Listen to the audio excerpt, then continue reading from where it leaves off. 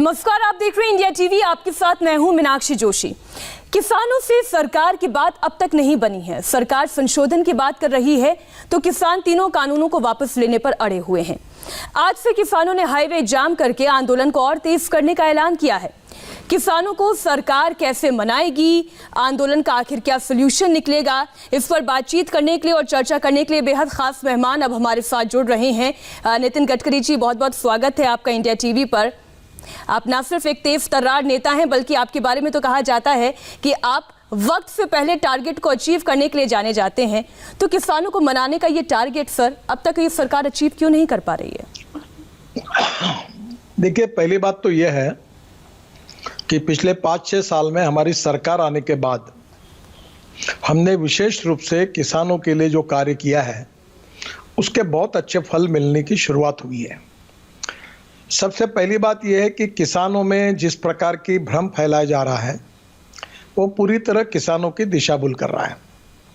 अभी जैसे ये कृषि उत्पन्न बाजार समिति के कानून के बारे में चर्चा हो रही है, कृषि उत्पन्न बाजार समिति भी रहेगी और किसान अपने माल को और भी कहीं बेचना है तो बेच सकता है।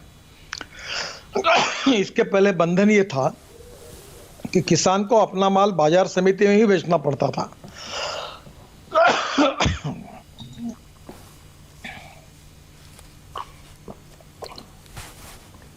अब जैसे उदाहरण के लिए मैं अपनी बात बताता हूं। मेरी नागपुर के पास धापेवाड़ा में खेती है। इसी खेती में से हम लोग, हमारी सब्जी आती है, पहले बाजार में ले जाते थे। अब ये पूरी सब्जियां हम लोग एक शेतकरी बाजार करके है प्रताप नगर चौक में, वहां बेचते हैं। हमको बाजार समिति से 10 रुपए ज्यादा कीमत भी मिलती है। और दूसरी सबसे महत्वपूर्ण बात यह है कि कीमत से ज्यादा जो बाजार में जाते तो 8% दलाली देनी पड़ती थी, वो भी नहीं देनी पड़ेगी। तो मुझे बाजार एक बार आप थोड़ा सा पानी पी लीजिए। मैं समझ रही हूँ कभी कभी एक खांसी का दौर एक शुरू हो जाता है। आप थोड़ा सा रिलैक्स हो जाएं और फिर अपने बात को पूरा करें। जाहिर है किसानों का ये मसला ऐसा है, और क्योंकि ये सरकार, नितिन जी, जानी जाती है अपने कम्युनिकेशन स्किल के लिए। ये कम्युनिकेशन गैप क्यों आ रहा है? किसान समझ क्यों नहीं पा रहे हैं? देखिए, सबसे पहली बात है कि जब कन्विंस करने की क्षमता खत्म हो जाती है तो कंफ्यूज करने की कोशिश होती है। और इस बार जो राजनीतिक दृष्टि से जिनको आज अस्तित्वहीन हो गए थे, वो इस बहाने किसानों को भड़काने की कोशिश कर रहे हैं, उनको गुमराह कर रहे हैं। सही में स्थिति यह है कि बाजार में किसान के फसल को ज़्यादा भाव मिलना चाहिए। आज आपको पता होगा हमारे पास शुगर सरप्लस है। पिछले साल 6,000 करोड़ रुपए खर्चा करके हमने 60 लाख टन शुगर एक्सपोर्ट की, 10 रुपए किलो सब्सिडी दी। आज हमारे पास चावल 280 लाख टन चावल सरप्लस है, गोडाउन में रखने के लिए जगह नहीं, फिर भी हम एमएसपी में चावल खरीद रहे हैं। और दूसरी बात, हमारी सरकार ने चावल से इथेनॉल बनाने का निर्णय किया है, जो पेट्रोल का विकल्प है। और 450 करोड़ लीटर इथेनॉल हमारे देश में आ रहा है, जो 10% पेट्रोल में मिलाने के लिए भी काफ़ी नहीं है। उसके लिए 1600 करोड़ लीटर चाहिए। इसके बाद हमने ये भी निर्णय किया है कि हम डीजल में भी 10% इथेनॉल डालेंगे। मुझे लगता है ये सब निर्णय तो किसानों के हितों में है, पहली बार हुए हैं, ऐतिहासिक निर्णय है। और इससे मक्के से, चावल से, फूड ग्रेन से इथेनॉल बनेगा। अब शुगर केन जूस से, मोलाइसेस से इथेनॉल बनेगा। इतना ही नहीं तो मैंने इथेनॉल पर चलने वाली बाइक भी बजाज की और टीवीएस की लॉन्च कर दी है। अब हमारे गाड़ियों में, 4 व्हीलर में जितनी कंपनियां हैं, BMW, मर्सिडीज, हुंडई, सभी प्रकार की, इसमें फ्लेक्स इंजन लगेगा। तो उसमें 100% पेट्रोल और 100% इथेनॉल कुछ भी डाल सकते हैं। तो पूरे किसानों को इसका फायदा जिन हाईवेज पर ये 4 व्हीलर्स और 2 व्हीलर्स दौड़ेंगे, उन हाईवेज को तो ब्लॉक करने की तैयारी किसानों ने कर ली है। क्योंकि एक मत ये है, क्योंकि आपने कहा कि एफसीआई के गोदामों में भंडार किया जा रहा है और एमएसपी के तय एमएसपी पर ही अगर हम भंडार और आगे करते जाएंगे, जबकि हमारे भंडार सरप्लस में है, तो क्या दूसरा पक्ष ये है कि इस पर सरकार पर बोझ नहीं पड़ेगा? देखो, पहली बात तो ऐसी है कि diversification of agriculture towards energy and power sector, ये मैं पिछले 15 साल से कह रहा हूँ। इथेनॉल की बात काफ़ी अटल बिहारी वाजपेयी थे, तब से हम इसके पीछे लगे हुए हैं। हमारी सरकार आने के बाद मोदी जी ने इसका निर्णय किया और 2022 के बजाय 2 साल पहले ही 10% इथेनॉल का टारगेट हासिल करने की बात कही। अब शुगर बनाने के बजाय इथेनॉल बनाएंगे तो शुगर कम बनेगी, तो हमारी समस्याएं सुलझाई जाएगी। अगर 280 लाख टन चावल पड़ा हुआ है, इसके बजाय अगर इसका इथेनॉल बनेगा तो किसानों की भी राहत मिलेगी, गाँव में रोजगार होगा, गाँव में इंडस्ट्री आएगी और इसके कारण चावल का स्टॉक भी कम होगा और चावल का भाव बढ़ेगा। अब इसी प्रकार से कॉर्न की एमएसपी 1700 रुपये है, 1000 रुपये तक भाव है। कॉर्न से इथेनॉल बनाने की अनुमति मिल रही है तो कॉर्न इथेनॉल में जाएगा तो स्वाभाविक रूप से कॉर्न का भाव बढ़ेगा।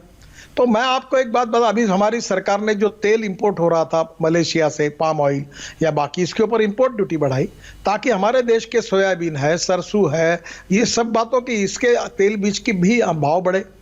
तो हर बार सरकार ने किसानों के हितों के लिए काम किया। प्रधानमंत्री सिंचाई योजना लाई, जो 50% से काम पूरा और जो प्रकल्प बंद पड़े थे उसको सिंचाई के लिए पैसे दिए। मैं ही मंत्री था। मैं आपको पूछना चाहता हूं, पंजाब, हरियाणा, कश्मीर, उत्तराखंड, हिमाचल और राजस्थान के बीच में करीब 7 अनेक झगड़े थे, प्रकल्प अटके हुए थे। ऐसे 7 राज्यों के बीच में जो झगड़े थे, हमारी सरकार आई प्रधानमंत्री जी के नेतृत्व में, मैं वाटर रिसोर्सेज मंत्री था, हमने सब प्रकार के निर्णय किए ताकि किसान के खेत को पानी मिलेगा, सिंचाई बढ़ेगी। तो आज एक प्रकार से अभी प्रधानमंत्री जी ने किसानों के लिए विशेष रूप से फल फूल सब्जियों के प्रक्रियाओं के लिए, किसानों के इंश्योरेंस के लिए, फिशिंग के लिए बहुत बड़ा प्रावधान किया है। हम ग्रामीण और कृषि क्षेत्र को प्राथमिकता दे रहे हैं। अब जैसे ये कॉन्ट्रैक्ट फार्मिंग की बात कर रहे हैं, अब मुझे बताइए कि एक इंडस्ट्री अगर बीमार हो जाती है, बाद में बंद पड़ जाती है, तो हम उसके साथ जॉइंट वेंचर पार्टनर लाते हैं, वो पैसा इन्वेस्ट करता है, इंडस्ट्री में आधा प्रॉफिट उसका, आधा उसका होता है, फिर इंडस्ट्री फायदे में आती है, उसका कर्जा चूक जाता है। वैसे जो किसान है, मैं विदर्भ में हूँ, महाराष्ट्र में, यहाँ किसान आत्महत्या कर रहे हैं। किसानों के पास सीड खरीदने के लिए, फर्टिलाइजर खरीदने के लिए, ड्रिप के लिए पैसे नहीं है, जमीन ऐसी पड़ी हुई है, बंजर जमीन जैसी पड़ी हुई है, क्योंकि पैसे नहीं है, कर्जे के बोझे में किसान आत्महत्या कर रहा है। अगर उस समय कोई आता है और बोलता है कि मैं जमीन की ट्रैक्टर से नांगरेटी करूंगा, मैं बीज लाऊंगा, खाद लाऊंगा, पानी दूंगा और जो उत्पादन मिलेगा उसका खर्चा जाने के बाद आधा प्रॉफिट किसान का होगा, आधा मेरा होगा, तो क्या इससे किसानों को राहत नहीं मिलेगी? किसान के पास लेकिन गडकरी जी, कॉन्ट्रैक्ट फार्मिंग को लेकर किसानों का कहना यह है कि ये कॉन्ट्रैक्ट फार्मिंग धीरे धीरे किसानों से उनका जमीन का मालिकाना हक छीन लेगी और सब कुछ कॉर्पोरेट्स के हाथों में चला जाएगा। पहली बात, कोई कॉर्पोरेट की बात पूरी तरह झूठ है और कोई किसानों को, जैसे आज हमारे यहाँ बटेई में खेती देते हैं, आज भी प्रथा है देश में, और इसमें क्या किसान, वो बटेई देने वाले की मालकी की खेती कभी होती है क्या? जमीन तो 7/12 पर उसका ही नाम रहेगा। केवल 2 साल 3 साल के लिए कॉन्ट्रैक्ट होता है और 3 साल में जो उत्पादन में ज़्यादा बढ़ता है, उससे जो प्रॉफिट मिलता है, वो बेचारे किसान को आधा मिलता है, आधा उसको मिलता है। आज किसान की ताकत नहीं है, उसके पास पैसा नहीं है, उसमें खेती में डालने के लिए, खाद के लिए, बीज के लिए, पानी के लिए पैसा नहीं है, कि जमीन बंजर पड़ी हुई है। ऐसे स्थिति में कोई दूसरा आदमी पैसा इन्वेस्ट करेगा गांव का भी, तो वो क्या कॉर्पोरेट हो गया क्या? पूरी तरह किसानों को गुमराह करने की बात चल रही है। आज पहली बार स्वाधीनता के बाद इस 6 साल में हमारी सरकार आई तो मोदी जी के नेतृत्व में आज तक जितने निर्णय नहीं हुए, उतने किसानों के हितों के निर्णय इस समय हुए हैं और ये पूरी तरह किसानों को गुमराह करने की कोशिश की जा रही है। मैं कम से कम 15-20 साल से किसानों में काम कर रहा हूँ और मैं तो, आप नागपुर में आइए, आपके यहाँ रिपोर्टर है, आज जाकर देखिए, मेरी सब्जी आज सुबह शेतकरी बाजार में गई है। आज हमारे यहाँ कलमना मार्केट में जो भाव है उससे 10 रुपये ज़्यादा भाव मुझे मिला है और उसके साथ जो 8% बाजार में सब्जी बेचने के बाद दलाल को देना पड़ता था, वो भी बच गया है। तो मेरे को 1 किलो के पीछे 10 रुपये का फायदा हुआ है। अगर ये फायदा किसानों को मिलता है तो किसानों की आमदनी बढ़ेगी। क्या दलालों का इनकम बढ़ना चाहिए, इसके लिए आंदोलन किया जा रहा है क्या? क्या दलालों के चुंगल से, बिचौलियों के चुंगल से अगर किसान मुक्ति पाता है तो क्या उसमें किसान का हित नहीं है? इस आंदोलन में नितिन गडकरी जी, कई आड़ती भी इस आंदोलन में शामिल है, समिति में जाकर तो बेचे। जी, कई आड़ती भी इस आंदोलन में शामिल है जिनके रिएक्शंस भी हमें बीच बीच में मिले थे। अब किसानों की अगली चिंता गडकरी जी एमएसपी को लेकर है। किसान ये कह रहे हैं कि अगर सरकार वाकई में कहती है कि एमएसपी जैसी थी वैसी रहेगी, इसमें कुछ बदलाव नहीं होने वाला है, तो लिखित में दे दे सरकार। ये आश्वासन लिखित में देने में क्या हर्ज है सरकार को? देखिए, पहली बात तो ऐसी है कि हमारी सरकार जिस तारीख से आई है, हर साल में एमएसपी बढ़ी है। आप ये 6 साल का ग्राफ निकाल लीजिए, और हमने एमएसपी नीचे जाने का सवाल ही नहीं उठता, ये पूछने का सवाल ही इररिलेवेंट है। हमने किसानों को पूरी तरह प्रोटेक्ट किया और हर बार एमएसपी के साथ, खाद के कीमतों के साथ, दवाई के साथ, सीड के साथ, खर्चा, उत्पादन खर्चे के साथ उसका मूल्य निकालने की पद्धति निश्चित की है और उसी के आधार पर मूल्य निर्धारित हो रहे हैं। आज सरकार खरीद कर रही है, लाखों रुपए उसके लिए करोड़ों रुपए खर्चा कर रही है और किसान का माल भी खरीद रही है। आज हमारे ये जो हमारी दाल बिया थी, एक समय हमारे यहाँ था, कितने बड़े प्रमाण पे हमने उसकी खरीदी की है, राज्य सरकार को उसके लिए मदद की है। हमारे यहाँ कपास होता है, सीसीआई के तरफ से कपास खरीदने के लिए भारत सरकार ने पिछले साल हमारे यहाँ 36,000 करोड़ का कपास खरीदी किया है। तो ये सरकार किसानों के साथ तो खड़ी है पूरी तरह से।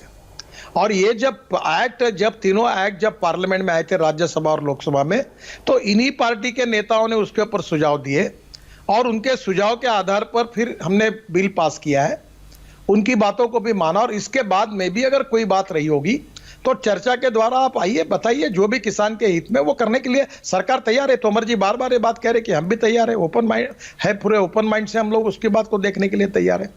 ये तो कई ऐसे फोटो लग रहे हैं आंदोलन में जिसका कोई संबंध नहीं। जब ध्यान में आ रहा कि इस आंदोलन को मिसगाइड करके और किसानों को कंफ्यूज करके कुछ लोग इस देश में फिर से अराजक मचाने की कोशिश कर रहे हैं और वो जो विपक्ष में बैठे हुए लोग हैं वो उसको जानबूझकर और बढ़ावा दे रहे हैं, बिना समझते हुए भी। तो मैंने जैसे पहले कहा था कि जब कन्विंस नहीं किया जाता तो कंफ्यूज करने की कोशिश की जा रही, और किसानों ने ऐसे तत्वों से सावध रहना चाहिए और सच्चाई को समझना चाहिए। यही मेरा उनसे अनुरोध है। आप ये कह रहे हैं कि अब ये आंदोलन कम, राजनीति ज्यादा है? 100%। मैं आपको बता रहा हूं कि स्वाधीनता के बाद हमारे 6 साल में सरकार ने जितने किसानों के हितों में निर्णय किए, जितना पैसा दिया है, मुझे बताइए इसके पहले कभी हुआ है क्या? 13 लाख करोड़ हम किसानों के लिए हमने विशेष रूप से पैसे की प्रोविजन, कर्जा उपलब्ध करा के दिया। ये लिमिट कभी थी? किसान क्रेडिट कार्ड दिए, फसल इंश्योरेंस बीमा योजना के लिए हमने जिस प्रकार से योजना बनाई जिसका फायदा किसानों को मिल रहा है। एमएसपी हमने लगातार 6 साल में बढ़ाई है और हमने गारंटी दी है ना, सरकार गारंटी दे रही है, हर साल एमएसपी बढ़ी, हमारे 6 साल का रिकॉर्ड है। हम किसानों के हितों में काम करना चाहते हैं, उसका हिसाब जब होगा उत्पादन खर्चे के साथ, हर बार हम कैबिनेट में 50 रुपए 60 रुपए बढ़ाते जाते हैं। और इस बार प्रधानमंत्री ने कोविड के समय को लेकर हमारे टमाटर हो, हमारे प्याज हो, इसकी storage system, improve cold storage, इसके लिए 20 करोड़ रुपए का प्रावधान करके रखा हुआ है। फूड प्रोसेसिंग इंडस्ट्री के लिए 10,000 करोड़ रुपए दिए गए हैं। फिशिंग के लिए हमारे देश में सॉल्ट वाटर और स्वीट वाटर में फिशिंग को बढ़ाने के लिए 12,000 करोड़ की प्रोविजन की गई है। हमारी डेयरी में कितना अच्छा काम हो रहा है, मदर डेयरी हो, अमूल डेयरी हो, कितने बड़े प्रमाण पर आज हमारे किसानों को एक राहत दी है कि हम दूध की खरीदी कर रहे हैं। तो मुझे लगता है कि किसानों को एक प्रकार से मिसगाइड करने की कोशिश की जा रही है। केवल हमारे यहाँ तेल भी ऐसी है कि जिसका शॉर्टेज है और 90,000 करोड़ का खाद्य तेल हम आयात करते हैं। अब हम वो भी कोशिश कर रहे हैं कि हमारे देश के किसान ये इंपोर्ट करने के बजाय हमारे देश में भुईमूग हो, सोयाबीन हो, सरसों हो, सबकी यहीं पर हमारी यहाँ प्रोडक्शन बढ़े, इसकी कोशिश की जा रही है।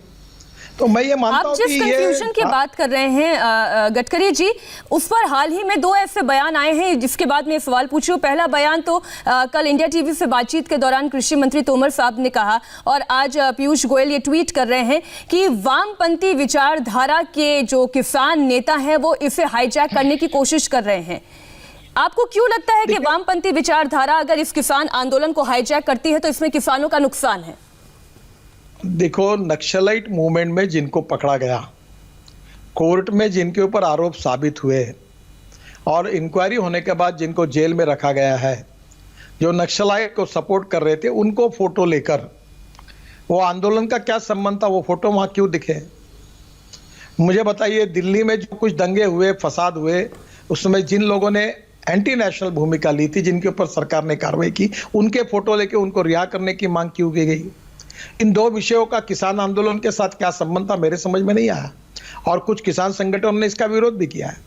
इसका मतलब यही है कि कुछ प्रवृत्तियां, कुछ तत्व इस किसानों के आंदोलन को मिसगाइड करके उसके साथ अपनी बातों को आगे लाने की कोशिश कर रहे हैं। नहीं तो ये फोटो आपने भी टीवी पर बताया ना सब, मुझे बताइए इनका संबंध किसान आंदोलन के साथ क्या था? इनमें से किसी ने कभी किसानों के लिए कोई आंदोलन किया था क्या? या जो विषयों पर इनके ऊपर कार्रवाई हुई उसका और इस आंदोलन का क्या संबंध था?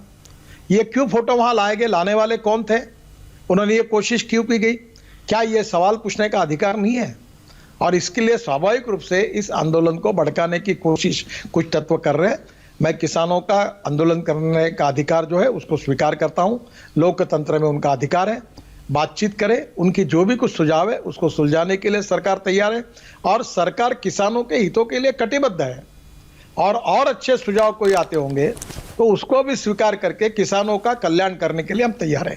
नितिन गडकरी जी, आप लोग सबसे मजबूत सरकार हैं, आप मेजॉरिटी की सरकार हैं, उसके बावजूद अगर मुट्ठी बंद किसान नेता जो आपको लगता है कि वामपंथी विचारधारा से प्रेरित है और उनका एजेंडा कुछ और है, वो अगर इतने बड़े आंदोलन को गुमराह करने की कोशिश कर रहे हैं तो इतनी मजबूत सरकार फिर क्या कर रही है? वो किसानों को क्यों नहीं मना पा रही है? पहली बात तो ऐसी है कि सब किसानों को वामपंथी विचारों से प्रभावित है ऐसा कहना गलत होगा जो आप कह रही है। नहीं, मैंने कहा मुट्ठी भर कुछ किसान नेता, मैंने मुट्ठी भर कुछ किसान नेता, मेरे शब्द दिए थे जी। किसानों का आंदोलन करने वाले अलग अलग संगठन है, उनमें किसी का राजनीति से संबंध भी होगा, किसी का नहीं भी होगा।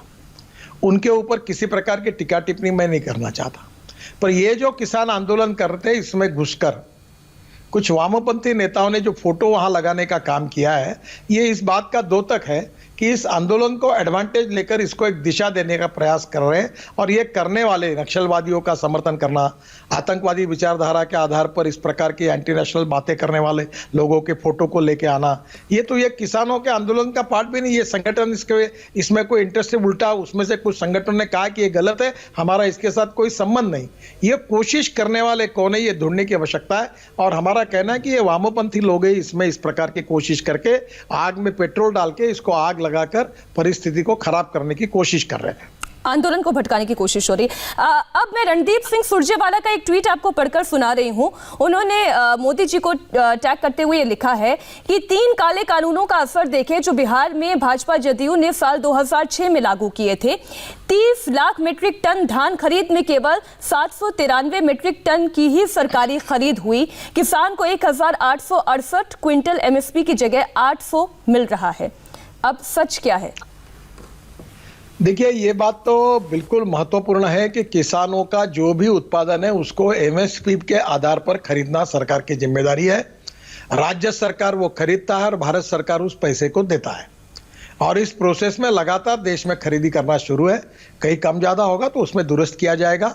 और सरकार की कटिबद्धता एमएसपी के साथ है, उसके साथ सरकार पूरी तरह जिम्मेदारी के साथ काम करेगी। मैं ये विश्वास के साथ आपको बताना चाहता हूँ। कुछ जगह समस्या ये कि राज्य सरकार के पास गोडाउन में जगह नहीं है, कुछ जगह रखने के लिए जगह नहीं है, कुछ जगह बरसात के कारण अनाज खराब हुआ है, तो वह सब समस्या है। उसके बाद भी राज्य सरकार के सहयोग से एमएसपी के आधार पर जो सरकार की कटिबद्धता है, सरकार उस वादे को निश्चित रूप से निभाएगी, ये मैं विश्वास के साथ बताना चाहता हूँ। बहुत संक्षेप में एक आखिरी जवाब आप नितिन जी जरूर दीजिएगा। आप किसानों को कैसे भरोसा दिलाते हैं उन 5 बिंदुओं के जरिए कि वो ये आंदोलन समाप्त करें और आपके साथ एक टेबल पर आए? देखिए, सबसे पहली बात है कि किसान को बाजार समिति में जाकर अपने एवज का जो मूल्य मिल रहा है उससे ज्यादा मूल्य अगर बाहर मिलता है तो वो किसान का अधिकार है, लोकतांत्रिक अधिकार है, और इसलिए इसमें किसान का फायदा है। दूसरा, बाजार समिति में जाते हैं तो वहां अनाज के ऊपर भी 2% दलाली देनी पड़ती है बिचौलियों को, और सब्जी और मार्केट में 7 से 8% देनी पड़ती है। तो मैं ये मानता हूं कि ये दोनों बचता है तो उसमें किसान का फायदा है। और तीसरी बात, बाजार समिति में जो मूल्य है उससे अगर ज्यादा मूल्य अगर मार्केट में मिलता है तो वो बेचने का किसान का अधिकार है, ये किसान के हित में है। दूसरी बात, कॉरपोरेट और ये वगैरह बात फालतू है। किसान के पास आज गरीबी, भूखमरी, बेरोजगारी और कर्जे के बोझे के कारण वो जमीन में ना बीज बो सकता है, ना जमीन की नांगरटी कर सकता है, ना इलेक्ट्रिक का बिल दे सकता है, ना फर्टिलाइजर खरीद सकता है, ना ड्रिप लगा सकता है। और इसलिए कैपिटल लगाने वाला कोई दूसरा व्यक्ति आता है गाँव का, वो भी दूसरा कोई यशस्वी किसान या कोई भी व्यक्ति आता है, कंपनी आती है, तो उसमें 2 साल 3 साल के लिए कॉन्ट्रैक्ट होता है कि खर्चा वो करेगा, उत्पादन जो मिलेगा उसमें खर्चा जाने के बाद आधा प्रॉफिट उसको मिलेगा, आधा उसको मिलेगा। अब मुझे बताइए, जो जमीन बंजर पड़ी हुई है जिसका गडकरी जी, जितनी क्लैरिटी सरकार के पास है उतनी ही क्लैरिटी जल्द से जल्द किसानों को मिले और ये जो गतिरोध है वो टूटे, हम यही उम्मीद जताते हैं। बहुत बहुत धन्यवाद हमें समय देने के लिए, इस चर्चा के लिए। नमस्कार। थैंक यू, नमस्कार।